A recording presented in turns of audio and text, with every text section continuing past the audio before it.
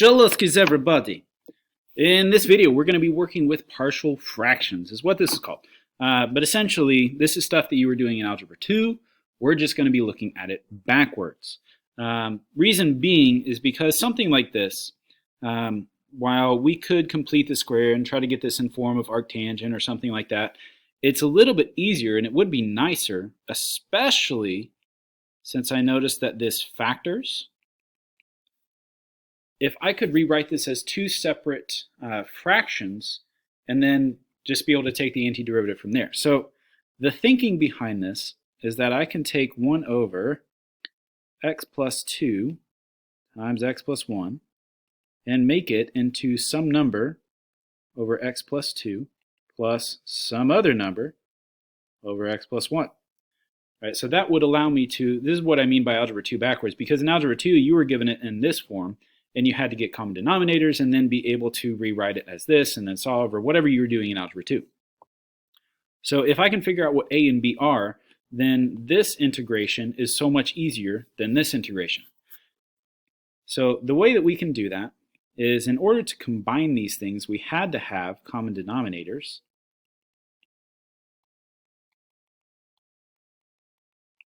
Right, so this turns into 1 over x plus 2, x plus 1 equals a, x plus 1 plus b, x plus 2, all over the same denominator as the other side, right there. Right, and since the denominators are the same, the numerators must be equal to each other in order for this to be a true statement. So usually what I'll do at this point is not include all of my denominator there and just write this statement here. Move things around a little bit. So from this point, a smart mathematician came around about 100, 150 years ago, something like that, and he said, well, if I pick some really smart x values, since this is supposed to be able to work for everything, then I can make my solving easier. So let's say I let x be -2. If I let x be -2, and the reason I'd want to do that is if I throw in -2 here, then that makes this factor 0, and 0 times b will eliminate b, and all I will have left to work with is my a value. So I will be able to say, well, hey, a equals, if I throw in -2, that's -2 plus 1 is -1, so 1 equals -a, so a is -1. The other smart x value I would choose for this one is -1. So if I throw in -1, that's 1 equals b, so b is 1. So what that allows me to do is say that, hey, this is the same thing as the integral of -1 over x plus 2 plus 1 over x plus 1 dx. Pay attention, make sure that you are writing your a with your a and your b with your b. That is where I see the most mistakes, if I see mistakes on this stuff. All right, so this will be, what is that, -ln of x plus 2 plus ln of x plus 1 plus c, and that's it. They could also rewrite this, since I have a negative natural log, right? That would go to my denominator if I were to combine these in the same, so x plus 1 over x plus 2 plus c. And there would be your final answer. That's probably how they're going to write it on a multiple choice question. And that's pretty much all there is to this. So it's just a matter of noticing that this is bottom heavy, right? There's more x's in the denominator than the numerator, and the bottom also will factor for me. The denominator will factor there. All right, let's take a look at another one. So again, first things I notice, I cannot use straight u substitution because this would be 2x minus 5, but this is a 2x plus 3. I could split it up if I wanted to, but that's not going to help me very much on this one. So the other thing, right, bottom heavy, I have an x to the first and x squared. This will also factor into -7 and plus 2. So I'm going to go ahead and set up my partial fraction. Decomposition is what it is called.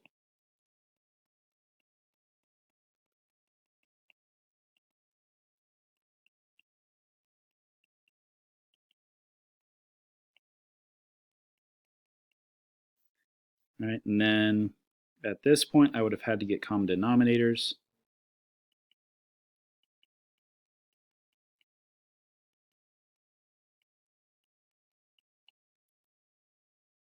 So a smart x value to pick, I usually solve for a first, so I try to eliminate my b.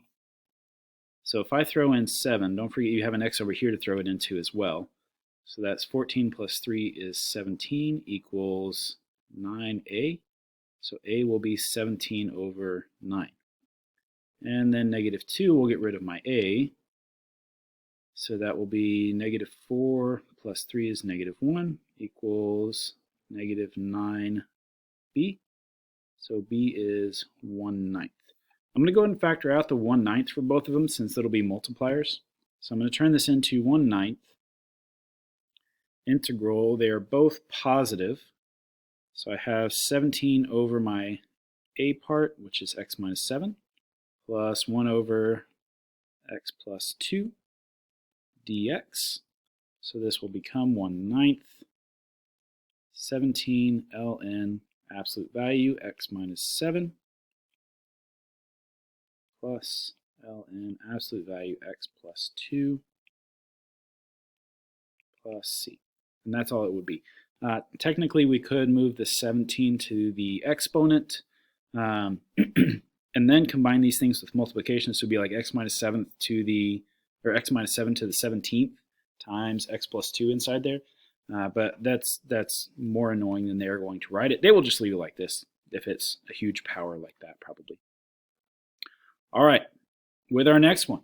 One thing to notice, again, is that the denominator does factor. Right, so we have that. The other thing to notice is that this one is top heavy. So if I'm starting out with something that's top heavy, what I need to do first before I do anything else is to actually just do the division. So it's unfortunate that I'm dividing by quadratic, but that just means I need to do long division.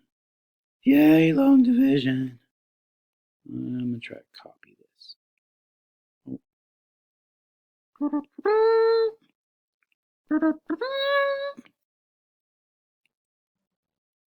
Right, so that's what goes in there. So then, in order to get that 2x cubed, I must multiply by 2x. So I have 2x cubed plus 2x squared minus 4x over subtract, subtract, and add. So I have negative x squared minus 3x plus 7. Be very careful of all of this stuff, right? Because if you mess up one little thing, it's going to throw off your entire problem, and you won't come out with one of their answers. So just take your time. Make sure you're alternating your signs when you throw it in. That's negative 2x plus 5. So plus negative 2x plus 5 over x squared plus x minus 2. So this becomes the integral of 2x minus 1 plus negative 2x plus 5 over x squared plus x minus 2 dx. All right, so there was the division. Oh, that didn't go with it. That's unfortunate. Okay, I'll just leave it there. So the next part, right, these first two are pretty easy to do the antiderivative for, correct? So it'd just be x squared minus x. And then here, the first thing I always look for is, can I just do u substitution? And I can't, because this would be 2x plus 1, and I need negative 2x plus 5. So I'm going to do a partial fraction decomposition with this. So negative 2x plus 5 over x plus 2, x minus 1 equals a over x plus 2 plus e over x minus 1. Take the time to write this step. Without this step, you may not receive full credit. Also, without this step, many more errors will occur. There were so many questions that I answered on this that was like, that step wasn't written, and they would put the a with the wrong part, and they would come out with something cray-cray. So just take the time to write that step. I know this stuff is tedious, but I believe in you. You can do it.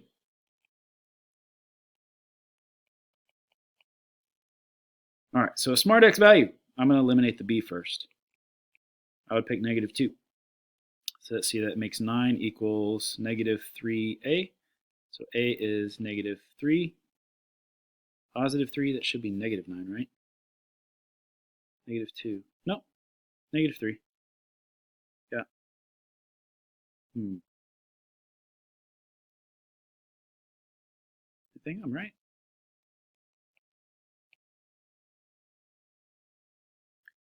So that's going to be 3 equals 3b. So then I have, let's see, x squared minus x plus the integral of, let's see, that would make b1. All right, negative 3 over x plus 2 plus 1 over x minus 1 dx. So I just done got x squared minus x minus 3 ln of x plus 2 plus ln of x minus 1 plus c, since I'm indefinite integral. All right, and that's really all there is. That's about as difficult as these things are going to get. Sometimes it's not obvious until you make a u substitution in there. So like if they use like sine of x or sine squared plus sine, what could we do, minus 2 or something like that, and you have, I don't know, like sine of x up here. You could do a u substitution with that to be able to kind of see the partial fraction first. And that will allow you to evaluate this stuff more easily as well.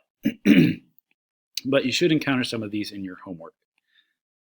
All right, so the next thing is just kind of a review. Sorry. This is a AP style question though. So let's take a look at this stuff, just kind of review our stuff. Consider the family of functions this where k is a constant. So this is important, k is a constant, some number. Find the value of k greater than 0 such that the slope of the line tangent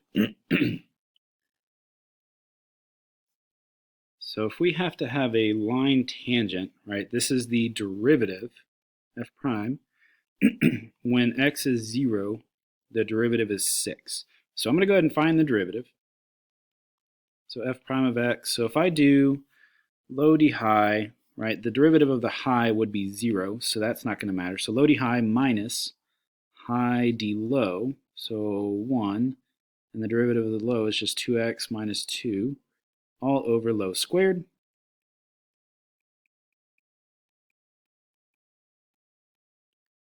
Right, and then at 0, this is supposed to be 6. So I'm going to say 6 when x is 0. So this is just going to be negative 2 over, this would be 0 minus 0 plus k squared. So k squared. So if I multiply up k squared and I divide over the 6, this is 2 over 6, which is 1 over 3. So k is 1 over root 3 when I take the square root of that. It should be technically plus or minus, right?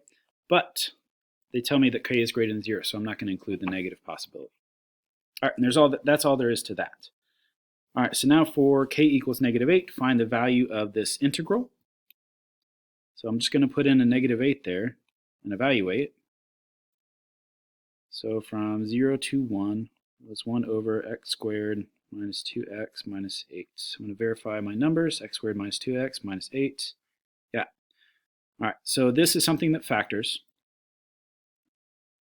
So 1 over x minus 4, x plus 2 equals a over x minus 4 plus b over x plus 2. So 1 equals a x plus 2 plus b x minus 4. So if I choose x equals 4, then a will be 1/6, and x equals negative 2. B will be negative 1/6. So I'm going to factor out that 1/6. So 1/6 integral from 0 to 1 of 1 over x minus 4 minus 1 over x plus 2 dx. So when I rewrite this, I'm going to leave that 1/6 on the outside, but I'm going to go ahead and combine these. Since I know this is going to be the subtraction of a log, that's going to be division. So x minus 4 over x plus 2 from 0 to 1. So now let's think. If we throw in 1, 1, that's -3, 1, that's +3, so ln of 1 is 0, so that will give me nothing. So I have 1/6 times negative ln of, if I throw in 0, 0, 0, that's -4 over 2, so that should just be 2 with the absolute value. So negative ln of 2. So negative ln 2 over 6 will be my solution for that one. All right, and that's really all I got for this one. Hopefully this video is helpful. As always, please let me know what questions you guys got, and I will see y'all soon. Well, bye!